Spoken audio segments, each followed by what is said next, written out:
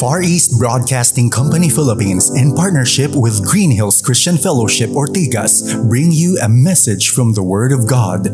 Together, let us know Christ and make Him known.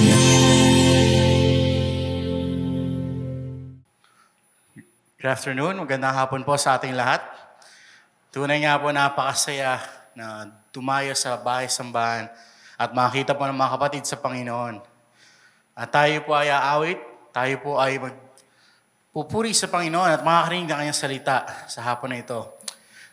The psalmist says in Psalm 99 verse 5, "Exalt the Lord our God, worship at His footstool. Holy is He." And as we begin our time of worship for this afternoon, shall we first begin with prayer? Tayo po ay manalangin. Father, we thank you. Maraming salamat po dahil napakaganda mong pagkakataon, maganda pong pribilehiyo, Panginoon, na lumapit sa inyo, umawit, magpuri, magbigay ng aming pasasalamat at makarinig ng inyong salita. We thank you, Father, for this opportunity. We thank you because we can freely lift up our songs, openly talk about you. Maraming salamat, Panginoon. May we never grow complacent of this wonderful freedom that we have. Kaya po sa aming pagpupuri, sa aming pagpapasalamat sa inyo, kayo lamang po ang aming maitaas. All this we pray in Jesus' name. Amen. Bueno, tayo po ay babasa ng banal na kasulatan.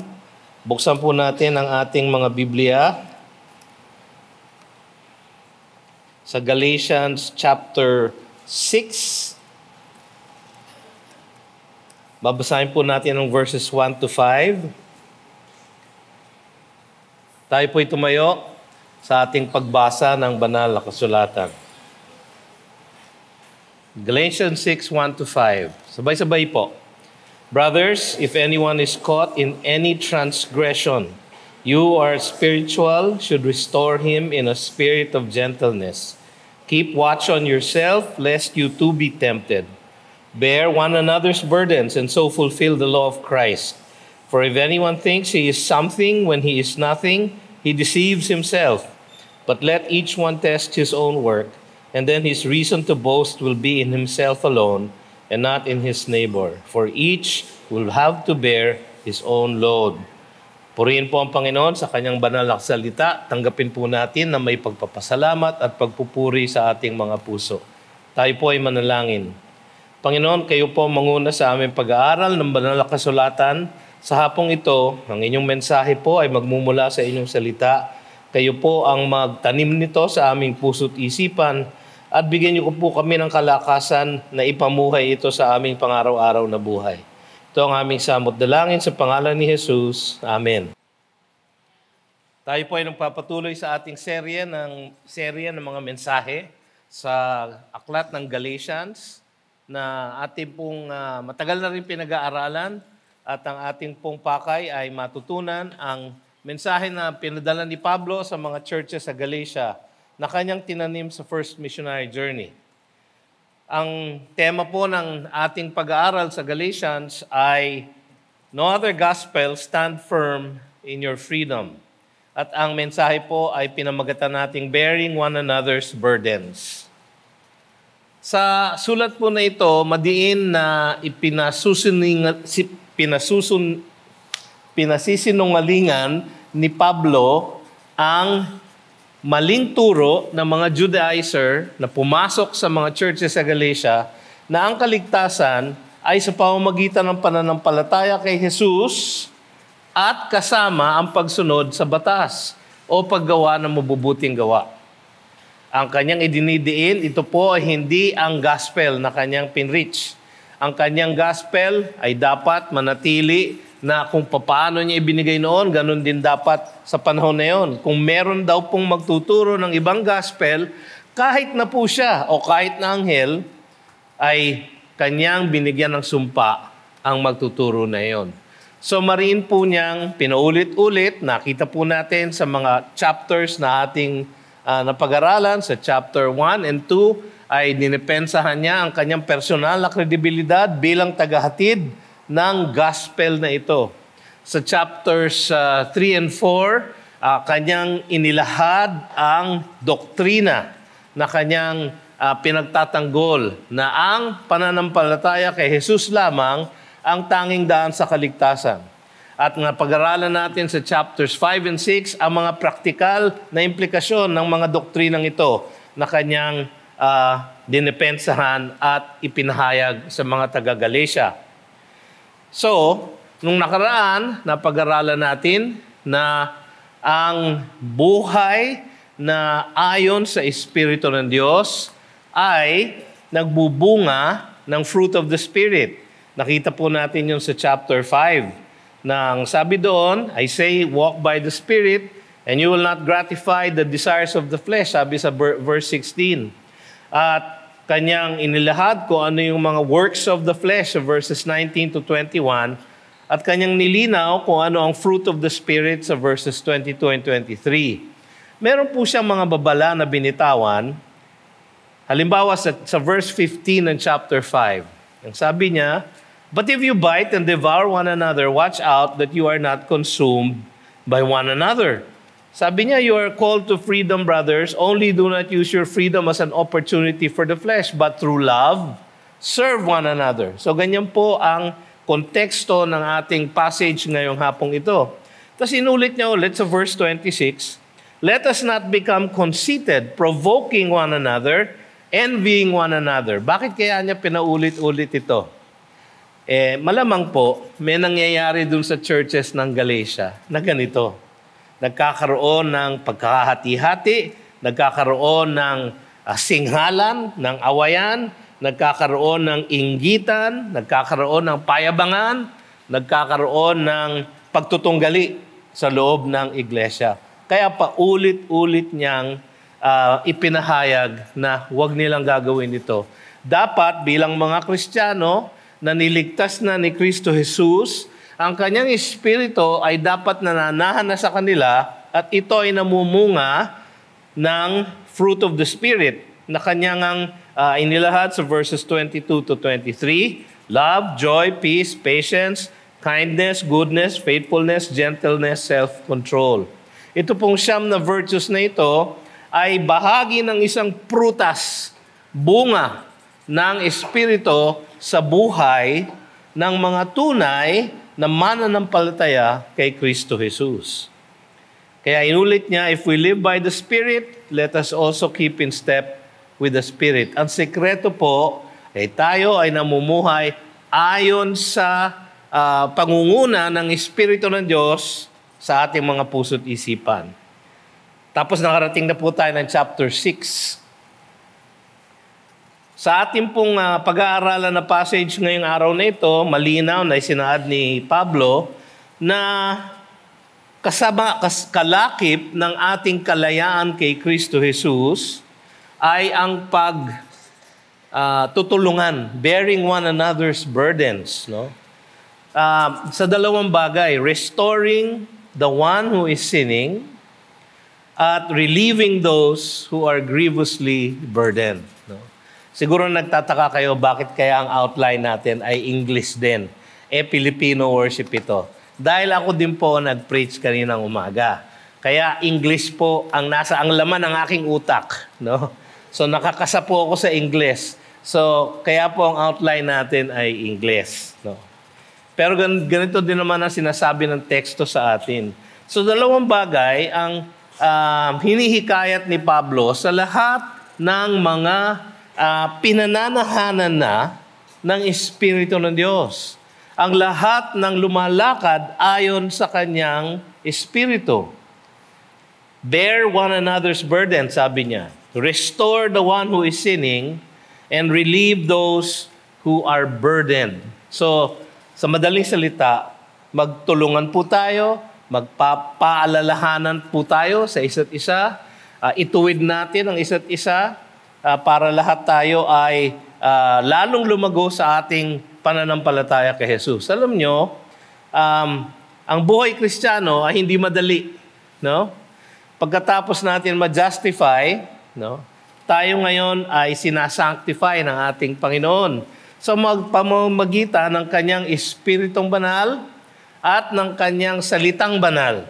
So, His Holy Word and His Holy Spirit ang kumikilo sa ating buhay upang tayo ay unti-unting maiwangis niya na maging kawangis tayo ng kanyang anak na si Jesus. Mahirap po yung prosesong yon. At involved po dun sa proseso na yon ang ating pagtutulungan sa isa't isa. No? So, tignan po natin yung una. Restoring the one who is sinning. Restoring the one who is sinning. Galatians 6:1, verse 1. Brothers, if anyone is caught in any transgression, you who are spiritual should restore him in a spirit of gentleness. Keep watch on yourself, lest you too be tempted. Papansinin ninyo mga kapatid, isang bagay ang gusto kong makita ninyo dito sa teksto natin. Sa chapter 6. Inumpisahan po ni Pablo with the word brothers. So, ang indikasyon po, ang kanyang kausap ay mga kapwa niyang mananampalataya na. No? Mga kapatid sa pananampalataya. Brothers, wika niya. Kung pupunta po kayo sa ending ng chapter 6 at huling verse ng buong Galatians, ang huling salita po ay, the grace of our Lord Jesus Christ be with your spirit, brothers. Amen. Sa original language po, ang construction po nito, ang huling salita ay brothers. No? So brothers, ang huling salita, brothers, ang unang salita dito sa chapter 6. Mahalaga po yun sapagkat yung kanyang hinihikayat na gawin natin, bearing one another's burden, ay mangyayari lamang kung ating tinitignan ng bawat isa na magkakapatid sa pananampalataya. Kung tayo ay brothers, diba? Naalala nyo nung nagkasala si Cain at kanyang pinatay si Abel, no? So, si Cain, kanyang pinaslang ang kanyang sariling kapatid na si Abel. At nung siya ay kinonfront ng ating Panginoon, ang sabi ng Panginoon sa kanya, where is your brother Abel? Ang wika niya, am I my brother's keeper? Ang sagot po dun sa question na yun, yes! We are our brother's keepers. Tayo ay dapat maging magkakapatid sa pananampalataya. At bilang mga magkakapatid, dapat tayo ay nagtutulungan, nagbabahaginan, at nagpapaalalahanan sa isa't isa. Pero ito po ang isang painful reality sa ating pong pagiging Kristiyano. Sabi niya, brothers, so mga Kristiyanong kausap niya, if anyone is caught, na sorpresa, nahuli, no? Natalisod, no? Siguro yan ang mga magagandang Tagalog words. If anyone is caught in any transgression, no? Transgression po, ang ibig po sabihin nun is to cross the line, no? Lumampas kayo sa linya, no? So, nagkamali, nagkasala. If anyone is caught in any transgression. Ito po ay isang painful reality para sa atin. Ang mga genuine Christians still sin. Tayong mga tunay na mananampalataya, kahit na tayo ay justified na, tayo ay sinners pa rin. Ang wika nga ni Martin Luther sa isa sa kanyang mga sinulat, sa Latin language, ang sabi niya, we are simul justus et peccator. Memoryahin niyo yun. Para pag meron ko kayong gustong ma-impress, na marunong kayong mag-Latin, simul justus et peccator. No? Simultaneously just or justified, yet and sinners. Justified and sinners. Simultaneously justified and sinners. Yan po ang isang katotohanan para sa lahat sa atin, kahit na tayo ay Kristiyano na, tayo ay ligtas na, tayo ay justified na sa mata ng ating Panginoon. Bakit? Sapagkat ang ating pong pinanampalatayanan, ang ating pananalig, ang ating inaasahan, ay hindi ang ating sariling katuwiran, kasi hindi po tayo matuwid, kundi ang katuwiran ni Jesus na ating Panginoon. At kapalit Siya po ang ating kapalit substitute. Hindi po natin pinagbayaran ang ating sariling kasalanan, siya ang nagbayad. Yan po ang pinananampalatayanan natin. That is what we believe. Yung kanyang perfect righteousness na kanyang inimpute sa atin at ang ating kasalanan na siya namang inimpute sa kanya at kanyang pinagbayaran sa krus. Yung pong transaction na yun, ang ating pinananampalatayanan. Yun po ang nag-justify sa atin. So sa mata ng Diyos, ang nakikita niya ay bayad na ang lahat ng ating kasalanan. Sa mata ng Diyos, ang nakikita niya ay sinunod natin lahat ang kanyang mga kautusan sapagkat yun ang ginawa ni Jesus para sa atin. At yun ang dapat nating pinananampalatayanan. Kung tayo ay nananampalataya doon sa katotohanan yun, tayo po ay ligtas. Tayo po ay justified. Pero tayo po ay nasa laman pa na ito. No? At dahil nga doon, tayo po ay makasalanan pa rin. Kaya sabi sa 1 John 1:8, verses 1:8 to 10, chapter 1:8 to 10, if we say we have no sin, we deceive ourselves, and the truth is not in us. If we confess our sins, He is faithful and just to forgive us our sins and to cleanse us from all unrighteousness. If we say we have not sinned, we make Him, ang ating Panginoon, a liar. His word is not in us.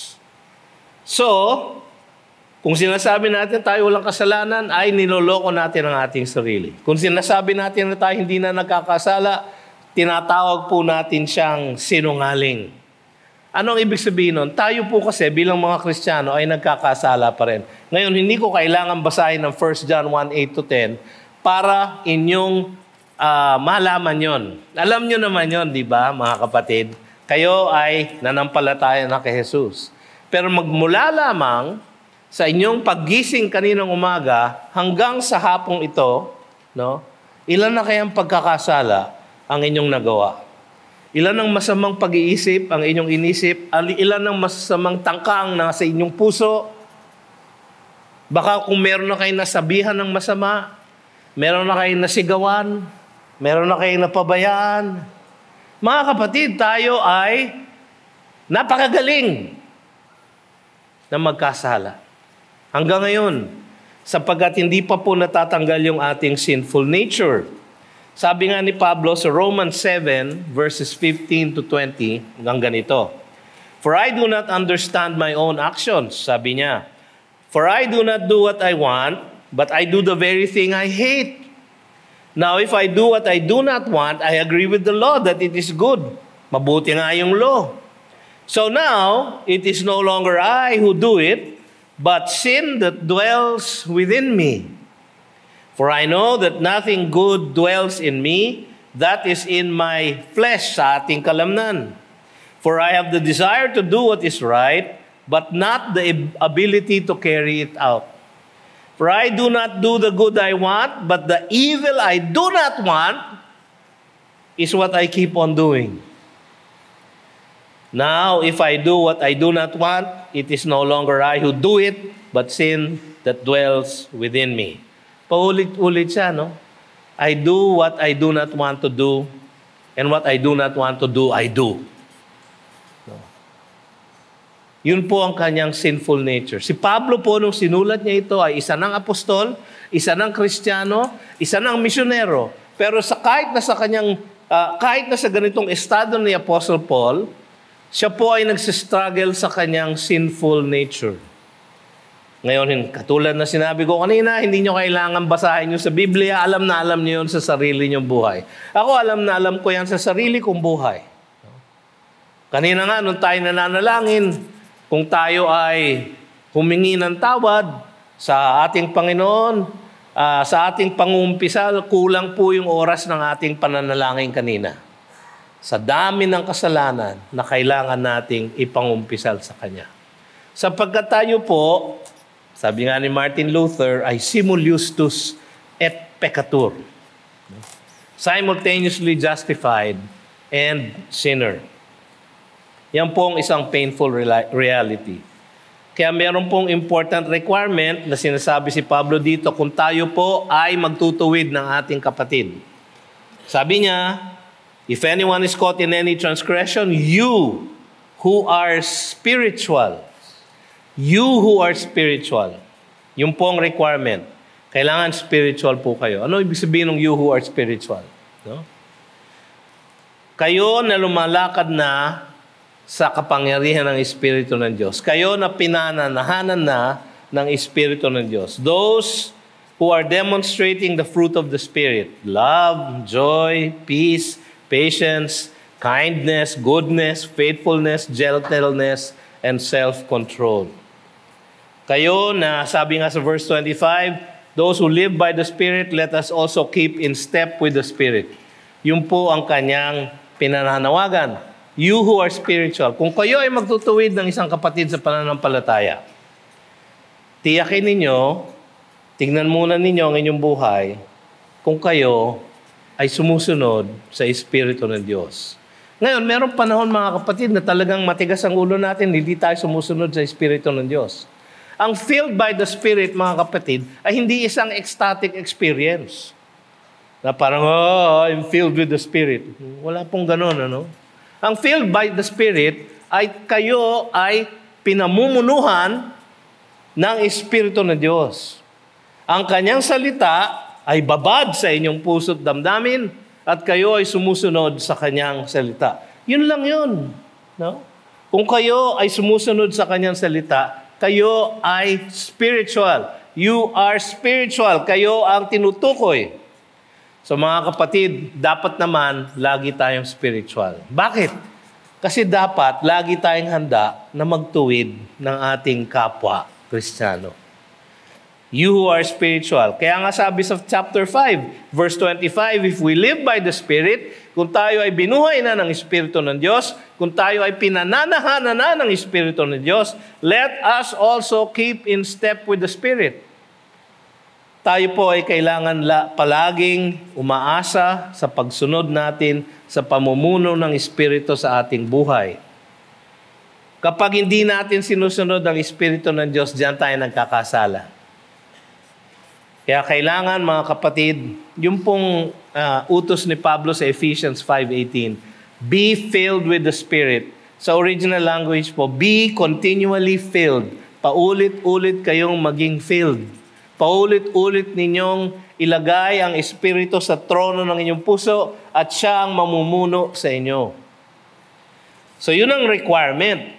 Kung kayo ay magtutuwid ng inyong kapwa at dito ang sinasabi, ay dapat handa tayong magtuwid ng ating mga kapwa. You have to be Spirit-filled.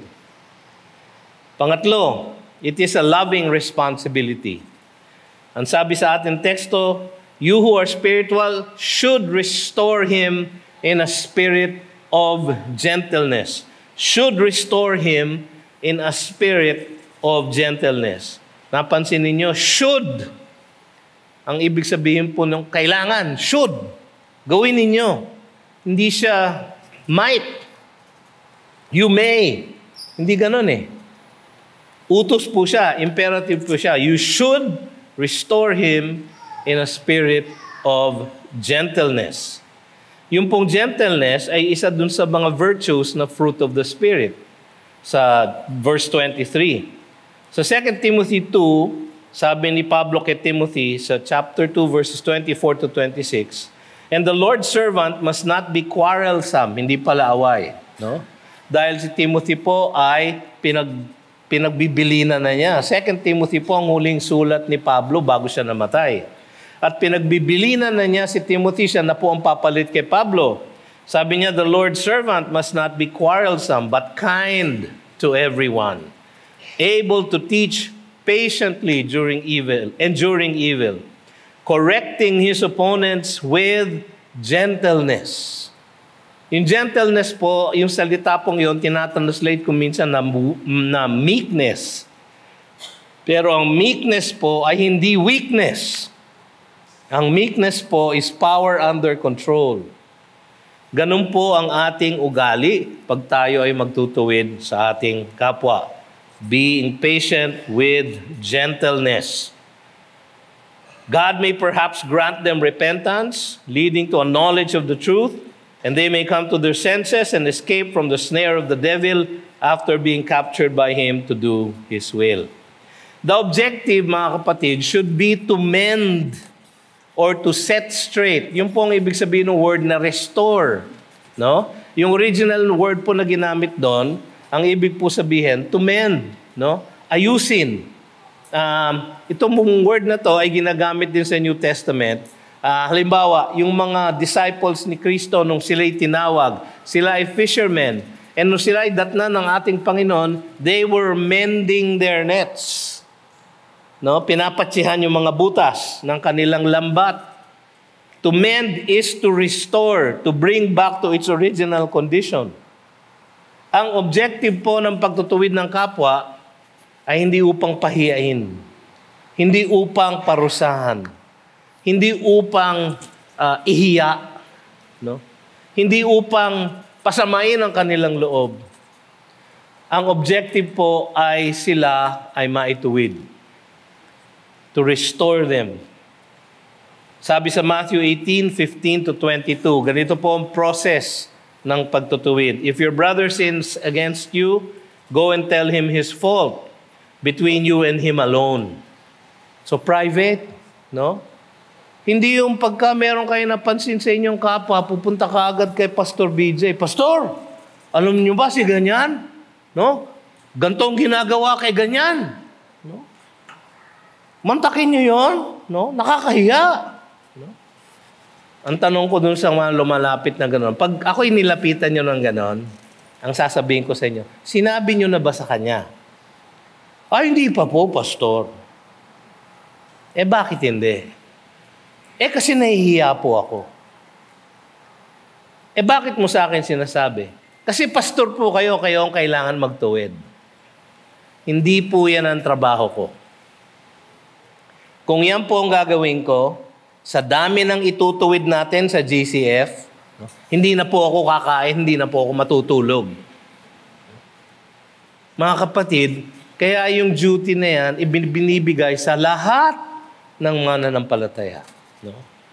Ang sabi nga dito, if he listens to you, you have gained your brother. O tapos na.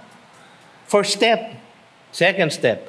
But if he does not listen, take one or two others along with you, that every charge may be established by the evidence of 2 or 3 witnesses. Kung nag-confront ka ng iyong kapatid na ito ang kanyang kasalanan, pinaalalahanan mo siya with gentleness, no? Alam mo kapatid, gentle lang. Alam mo kapatid, sa laula ka. Gentle naman eh. Pero sa laula ka eh. So, pagka nilapitan mo ganon at sabi niya, hindi naman ako ganyan. Okay. Sabi dito, magdala ka ng evidence ng 2 o 3 witnesses. No? If he refuses to listen to them, step 2 na yun. No? Tell it to the church, step 3. Sino ba yung church? Tayo yun. Mga kapwa mananampalataya. And if he refuses to listen even to the church, no, kahit na siya ay paalalahanan na ng buong iglesia, paalalahanan ng kanyang kasama sa growth group, if he refuses to listen even to the church, let him be to you as a Gentile and a tax collector. Ibig sabihin, itiwalag sa kapatiran. Napaka-harsh, no? Napaka-extreme. Alam nyo, purihin ng Panginoon, wala pa naman ho tayong tinitiwalag dito sa GCF. Ang isang magandang balita po, tayo po ay nag-exercise ng church discipline dito sa ating church. Ako po ay isang naging beneficiary ng church discipline. Dinisiplina po ako, no? At dinisiplina po ako with gentleness to restore me. At ako po ay nakapag-sermon sa inyo ngayon dahil ako po ay tinuwid at ibinalik sa aking dating kondisyon. Tinanggap ko po ang pagpapatawad ng ating iglesia at ako ay nagpapatuloy sa aking paglilingkod. Mga kapatid, if he refuses to listen even to the church, extreme na po yun. Kailangan siyang itiwalag. Hindi po tayo maabot doon, praise God, no? Dahil minsan, sa first step pa lang, okay na. Tinatanggap na kami. Sorry na, naku, hindi ko sinasadya. No? So, sa pangalawang step, minsan nakararating doon. Pagka meron ng witnesses, ganun pala talaga ako, no? Naku, pagpasensyahan nyo na. Okay na yon, tapos na. No? Minsan nakakarating sa church. Lalo na pagka ang nagkakasala ay isang leader. No? Kaya kailangan ng intervention ng church. At kapag ang church na ang kumilos at kinausap siya, no? Tapos siya ay nagsisi at kanyang tinanggap ang kanyang pagkakamali, tapos na. Hindi na tinitiwalag. Hindi po tayo nakakarating doon. No? Sana po, hindi na po tayo makarating doon. Kahit kailan. No? Pero mga kapatid, nakita ninyo na at every step, meron pong gentleness, merong patience. No? Let him be to you as a Gentile and a tax collector. Ano bang ginagawa natin sa mga hindi kaanib ng church natin? Yun yung ibig sabihin ng Gentile and tax collector, yung hindi mananampalataya. Anong ginagawa natin para sa kanila? Hindi ba ipinanalangin natin sila para sila ay makaunawa ng gospel? Hindi ba sila ay ating pinagpe-pray, ating sineshare ng gospel? Yun pong ibig sabihin nun. You treat him as an unbeliever, hikayatin pa rin siya na manumbalik sa Diyos. Truly, I say to you, whatever you bind on earth shall be bound in heaven, and whatever you loose on earth shall be loosed in heaven. Again, I say to you, if two of you agree on earth about anything they ask, it will be done for them by my Father in heaven. Mabisa po ang pagiging magkakapatid sa pananampalataya. Mabisa po ang church discipline ng isang kapatiran. For where 2 or 3 are gathered in my name, there am I among them. Alam niyo, maraming gumagamit itong verse na to na mali. No?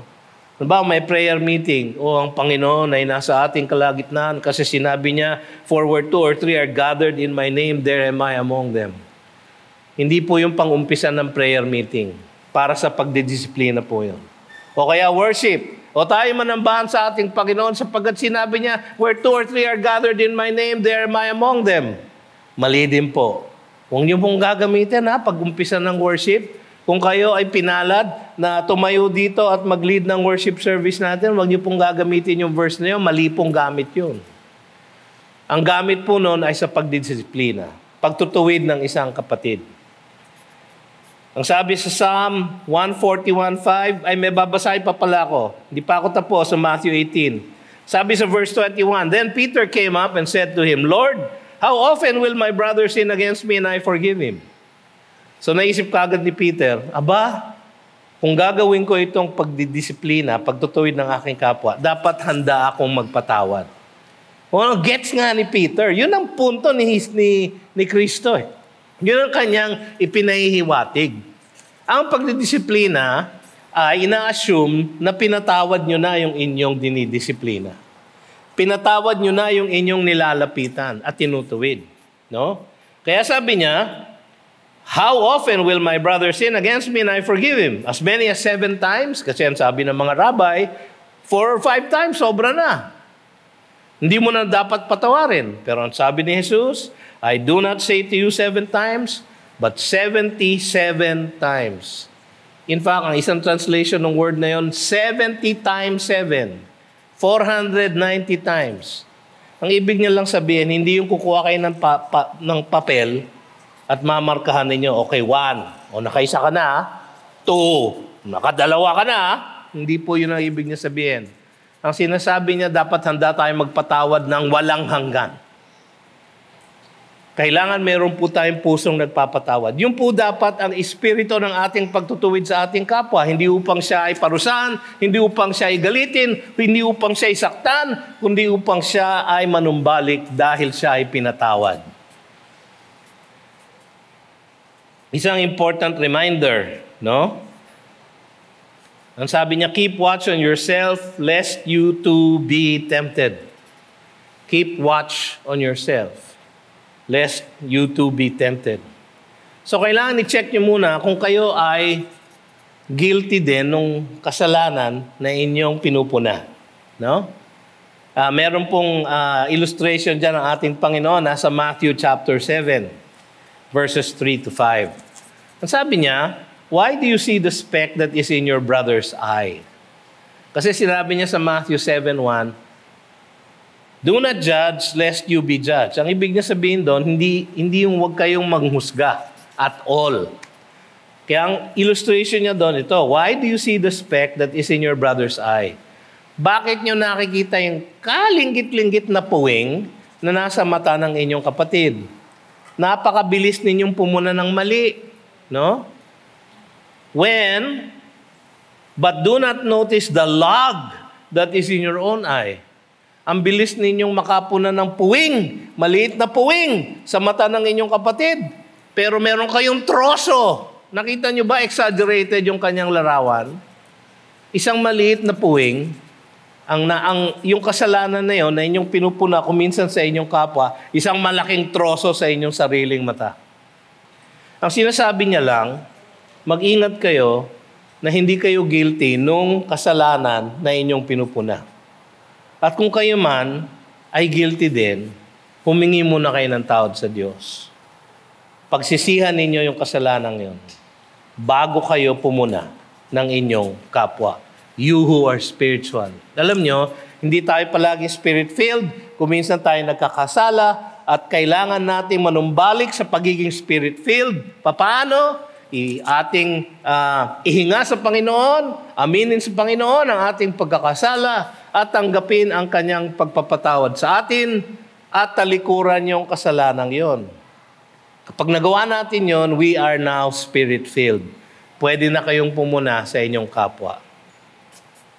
Kung minsan, hindi tayo makapuna ng ating kapwa dahil ang kasalanan na nasa ating puso ay ang kasalanan ng hindi pagpapatawad. Kaya binasa ko kanina hanggang sa verse 22 sa Matthew 18. Kasi kung minsan, hinihinto nila dun sa pagtitiwalag.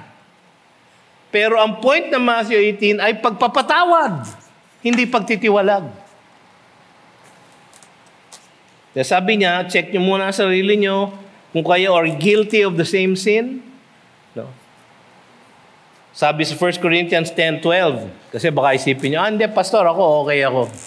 Hindi ako guilty niyang kasalanan yan. Kaya kong punahin yung kapatid na yon. No? Ang sabi ni Pablo sa 1 Corinthians 10:12, therefore let anyone who thinks that he stands take heed lest he fall. Yung mga nag-aakalang sila ay nakatayo, sila ay matibay, hindi ako magkakasala ng ganyan, sila ang unang bumabagsak. So mga kapatid, napakahalaga ng pagtutuwid ng ating kapwa, pero kailangan tama ang motibasyon ng ating puso. So fulfill the law of Christ. Pag-aaralan natin ngayon yon. Pangalawa, ang sabi ng ating teksto, relieve those who are burdened. Verses 2 to 5. Bear one another's burdens, and so fulfill the law of Christ. For if anyone thinks he is something when he is nothing, he deceives himself. But let each one test his own work, and then his reason to boast will be in himself alone and not in his neighbor. For each will have to bear his own load. Ang sinasabi lang nun, kapag kayo ay nagtutuwid ng inyong kapwa, you are bearing with each other's burdens, no? Mag-ingat po tayo na hindi tayo nagiging boastful. Na nakikita natin ang sarili na superior, mas mataas, mas magaling kisa sa ating mga kapatid. No? Ito po ay isang much needed admonition ng ating ni Apostol Pablo. Sabi niya, bear one another's burdens. Sabi din niya sa Romans 15:1, we who are strong, yung po ay pareho ng you who are spiritual. We who are strong have an obligation to bear with the failings of the weak and not to please ourselves. Hindi po tayo nagtutuwid para tayo matuwa o katawaan natin na ang ating kapatid ay napapahiya. Hindi po ganun dapat ang ating motivation. We who are strong have an obligation to bear with the failings of the weak and not to please ourselves. Hindi po para sa atin yon, para sa ating kapatid yon, at para sa kalwalhatian ng ating Panginoon. Sa 1 Thessalonians chapter 5 verse 14, Ang utos doon ni Pablo, and we urge you, brothers, admonish the idle, hikayatin yung mga idle, encourage the faint-hearted, yung mga nagugulumihanan, nanghihina, help the weak, sabi niya, be patient with them all. Ganyan po dapat ang attitude natin sa isa't isa. Sapagkat ang buhay po ay mahirap at marami pong kabigatan ang nararanasan ng ating mga kasama sa church. Tayo pong magkakapatid sa pananampalataya, hindi po tayo exempt sa mga nangyayari sa ating kapaligiran. Maaring kayo ay nagsistruggle dahil meron pong disease sa inyong pamilya, meron pong may sakit sa inyong pamilya. Maaari po kayo nagsistruggle, nabibigatan sapagkat namatayan kayo ng isang family member, ng isang loved one. No? Marami po tayong mga kapatid ngayon na nasa gitna ng mourning sapagkat sila ay namatayan ng kanilang mahal sa buhay. Marami pong nangyayari sa buhay na mabigat, na masakit, na mahirap. At natetempt tayo na magkasala. Yung mga ganyang klaseng sitwasyon, kung minsan, masyadong mabigat sa atin, nagtetempt tayo na mawala ng pananalig sa ating Diyos, nagtetempt tayo na hindi umasa na sa Kanya, hindi mo naman ako inaalagaan eh. No? So, hindi na ako susunod sa iyo. No? Maaari tayong matempt na talikuran siya at hindi na siya sambahin. So, mga kapatid, kailangan po natin na tulungan ng isa't isa sapagkat mahirap po ang buhay. Lalo na ngayon sa ating bansa. No? Sa gitna ng nating nakikitang korupsyon, mga fake projects, mga kung ano-ano, no? Yung ating political situation sa bansa, hindi na nagbago. No? Noong 1979, nung ako'y aktivista, ganito na po ang ating bansa. No? Nagbabaha na rin. No? Marami na pong korupsyon. 1979 po yun. Sino po ba ang buhay na dito noong 1979? No, wala. Meron naman. Okay. Mga kasing edad ko siguro, no? Mga kapatid, hindi nagbabago yata ang ating bansa, hindi natututo ang ating mga tao. No, noong 1986, tayo very proud. Di na ako papayag, mawala pang muli. Naalala niyo yun? No? Naku, lahat tayo nakaganyan. No? Kinakanta natin yung ibon mang may layang lumipad. No? Pero ano nangyari? Alam nyo, ang sakit ay nasa puso. So yung sakit na yon, ang solusyon ay ang gospel. Tayo po na nakaalam ng gospel, kailangan magtulungan sa isa't isa, kailangan mag-alalayan, no? Alalayan po natin ang bawat isa para tayo ay sama-samang makayaon, proclaim ng gospel sa ating mga kapitbahay, sa ating mga kabarangay. Sapagkat ang gospel lang po ang solusyon sa ating problema bilang isang bansa. Mga kapatid, ito ay isang mandato na kailangan natin gawin. It's a mandate we need to carry out. Sabi dito, and so fulfill the law of Christ. Ginagawa po natin ito, nagtutulungan tayo sa ating kapwa Kristiyano sapagkat this fulfills the law of Christ. Ano ba yung law of Christ? Sabi sa Galatians 5:14, for the whole law is fulfilled in one word, you shall love your neighbor as yourself. Pag-ibig po. Pag-ibig ang susi ng lahat. Sabi sa John 13:34-35, a new commandment I give to you, that you love one another just as I have loved you. You also are to love one another. Kayong magkakapatid. Tayong magkakapatid dito sa ating kapatiran dito sa GCF, kailangan nagmamahalan tayo sa isa. Hindi yung mahal na sentimental na, oy, I love you. No? I miss you. Di po ganon. Yung pag-ibig, yung pagmamahal na nagtutuwid kapag tayo na liligaw. Nagpapaalala kapag tayo ay nagagawi sa kung saan. Yung ganong klaseng pag-ibig, yung nagtutuwid sa kapwa. Sapagkat yung po ay pag-ibig. No? Sabi nga sa Psalm 141:5, Let a righteous man strike me. It is a kindness. Let him rebuke me. It is oil for my head. Let my head not refuse it. Kung kailangan akong sampalin, paalalahanan, kung kailangan akong masaktan, tatanggapin ko, sapagkat yun ay mabuti kung ako ay tinutuwid. So this is a mandate. Sabi sa 1 John 4:21, and this commandment we have from him, whoever loves God must also love his brother. No, minsan mahirap pong mahalin kasama natin sa church, di ba? Meron po tayong mga kasama dito na you don't even like. No? Hindi ko nga sila gusto, mahalin pa. No? Kung pwede nga lang, hindi ko makasama yan sa langit. Sabihin ko sa Panginoon, pwede ba itira nyo siya sa malayo? No? Yung hindi kami magkakalapit, malamang mga kapatid, tayo po ang magkakapatid dito sa GCF. No, kapag tayo nasa langit na, meron sigurong lugar doon para sa GCF Ortigas. So magkakapatid tayo, isang kapatiran po tayo, magkakatabi po tayo maninirahan ng walang hanggan. Kasi hindi nyo mahal ang inyong kapwa, mag-practice na tayo ngayon. No? Sapagkat eternal po ang ating dwelling place. So, yun po ang isang much-needed admonition. Tayo po ay magtulungan, mag-alalayan ng bawat isa. It is a mandate we need to carry out, isang mandato na kailangan gawin na i-fulfill ang law of Christ, which is to love one another. Tapos meron tayong kailangan na mindset that will govern our actions. Una, sober judgment. Sabi dito, for if anyone thinks he is something when he is nothing, he deceives himself. Ito ang check para makita, sapagkat baka nakikita natin ang ating sarili versus yung ating tinutulungan at akala natin tayo ay superior.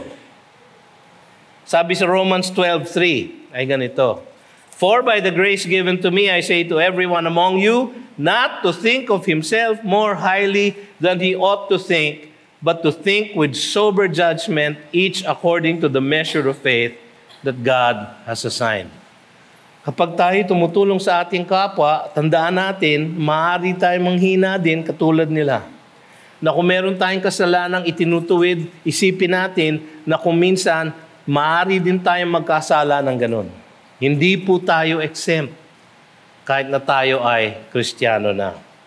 So sober judgment, i-check po natin ang ating sarili na hindi natin tinitignan ang ating sarili na masigit dahil tayo tumutulong sa mga nanghihina.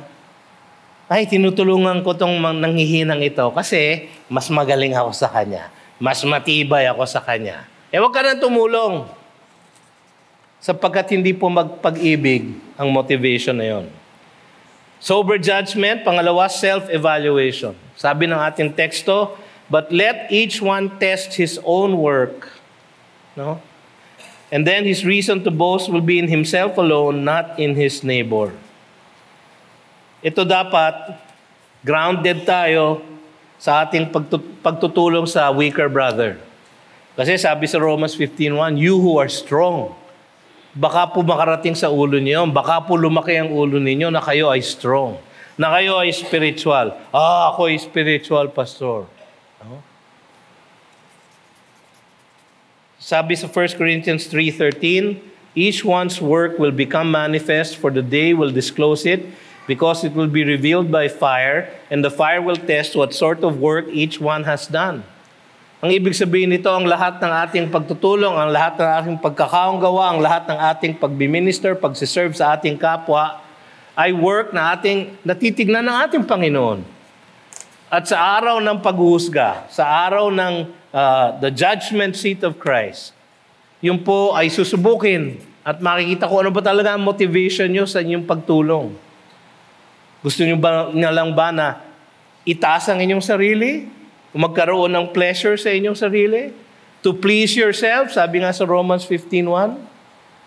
Kasi lilitaw po yun. You must test your own work at makita kung ano talaga ang motivation nyo sa inyong puso. Kaya yung pong you who are spiritual ay napakalawak. Alam nyo, hindi po ninyong kayang gawin yun sa inyong sariling lakas. Kaya ang ating pong hinihikayat sa inyo ay lagi kayong nananalangin, lagi kayong nag-aaral nagbabasa ng Biblia, sapagkat yun lang ang paraan upang tayo ay maging spiritual. Wala pong malakas sa atin. Akala nyo yung iba, ako si Pastor BJ, ilang dekada na yung pastor. Siguro yan, hindi na yan matitinag, hindi na yan mahuhulog, hindi na yan matitisod. Ganon din po akala ko. O yan, natisod po ako. So mga kapatid, wala pong malakas. Tayo ay malakas lamang dahil sa Espiritu ng Diyos na nabubuhay sa atin. Sa huli, steadfast ministry to the body. For each will have to bear his own load. Hindi po ibig sabihin na mind your own business. Hindi po ganoon ang translation na yan. Ang ibig niya sabihin, yung ating ministeryo na ibinigay sa atin ng Panginoon, maging tapat po tayo doon. Kung tayo po ay binigyan ng ministeryo na maging encourager ng ating kapwa, na maging discipler, maging pastor, maging elder, maging deacon, maging usher, maging singer ng choir, maging instrumentalist sa banda, lahat po yun ay dapat nating ginagawa with the right motivation. At ang lahat po na naglilingkod ay merong kahinaan din, at kung sila ay nanghihina, kailangan natin silang hikayatin. Kung sila ay naliligaw, kailangan natin silang ituwid. Ang lahat ng tao ay makasalanan at napakadaling mahulog doon sa warning ni Pablo sa chapter 5 verse 26. Let us not become conceited, makasarili, provoking one another, envying one another, inggit, pagiging proud, no? Pastor, hindi po ako proud. I am humble. Patay na. No? I am not proud, but I am humble. Puro I. Ay, nako, patay. No? Ayan na ang kahinaan natin. Kapag tayo tumutulong sa iba, baka akala ninyo kayo na ang pinakamagaling. In fact, mga kapatid, yung mga tumutulong sa iba na naging epektibo ay yung mga nag-iisip na maaari din silang mahulog sa ganong kasalanan, kaya sila tumutulong. At meron silang tunay na pag-ibig at pagmamahal sa kanilang kapatid. Ang lunas po, mga kapatid, is bearing one another's burdens. At sabi nga sa Galatians 5:13, through love, serve one another. Naalala po niyo yung ating one another series?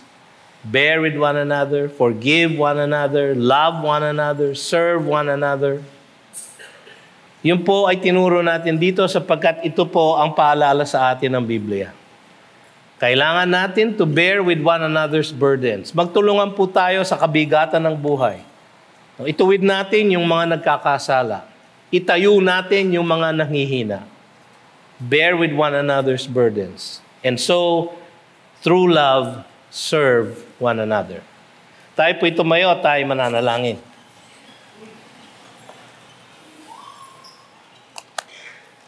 Panginoon, ang makapangyarihan sa lahat, kayo po ang magtanim ng mga salitang ito sa aming puso't isipan. Napakahina po namin mga mananampalataya, O Diyos. Kami nga ay inyo nang pinatawad, ngunit kami ay marupok at mahina pa rin. Tulungan niyo po kami sa aming kahinaan. Alisin niyo po ang pag-iimbot, ang pagiging proud sa aming pong mga diwa. Tulungan niyo kami na tunay na magmahalan sa isa't isa, na magtulungan, na magtuwid, na magtaguyod ng bawat isa. Maraming salamat po sa inyong salita, O Diyos. Sa alam namin na kayo ang gagawa ng paraan sa pamamagitan ng inyong Espiritu upang ang aming napakinggan ngayong hapong ito ay maging totoo sa aming mga buhay. At ngayon, pagpalain kayo ng Panginoon at ingatan kayo. Paliwanagin nawa ng Panginoon ang kanyang mukha sa inyo at mahabag sa inyo. Ilingap nawa ng Panginoon ang kanyang mukha sa inyo at bigyan kayo ng kapayapaan magmula ngayon at magpakailanman. At ang lahat ay nagsabi ng Amen. Magandang hapon po. You've just heard a message from the Word with Green Hills Christian Fellowship Ortigas in partnership with Far East Broadcasting Company Philippines. We hope you can join us next week. God bless you.